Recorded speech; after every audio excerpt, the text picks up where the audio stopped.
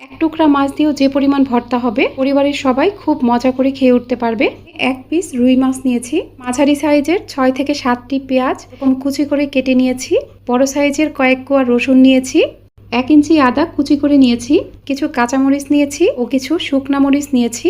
সরিষার তেল দিয়ে দিলাম। মাছের পিসটাতে আমি সামান্য পরিমাণ হলুদের গুঁড়া, মরিচের গুঁড়া ও লবণ দিয়ে মেখে নিয়েছিলাম। মাছের পিসটাকে এরকম হালকা একটু লালচে কালার করে ভেজে নিব। পুরোপুরি ঠান্ডা হয়ে যাওয়ার পর এর কাটা বেছে নিব। বাকি তেলের মাঝে আমি রসুনের কোয়াগুলো দিয়ে দিলাম। রসুনের কোয়াগুলো এরকম একটু হালকা ব্রাউন কালার হয়ে গেলে এখানে পেঁয়াজ কুচি ও কাঁচামরিচ দিয়ে দিতে হবে। পেঁয়াজ কুচি ও কাঁচামরিচগুলো যখন এরকম হালকা একটু ব্রাউন কালার হয়ে যাবে, সে পর্যায়ে এখানে আদা কুচি দিয়ে দিব। দেখুন পেঁয়াজ ও কাঁচামরিচগুলো কিছুটা ব্রাউন কালার করে ভেজে নিয়েছি। মাছের পিসের যে কাটা বেছে রেখেছিলাম সেটা দিয়ে দিব। মাছ দেওয়ার পর এগুলো আরও ভালোভাবে ভেজে নিতে হবে। কালারটা এরকম একটু সোনালি হবে আর পেঁয়াজগুলো হালকা নরম থাকবে, এই পর্যায়ে উঠিয়ে নিতে হবে। শুকনা মরিচ ভেজে নিব। এই মরিচগুলো পারফেক্টভাবে ভাজা হয়ে গেছে, এখন উঠিয়ে নিব।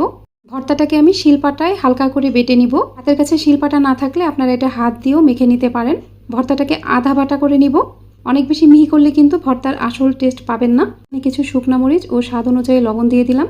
এই শুকনা মরিচটাকে অনেকটা মিহি করে বেটে নিব।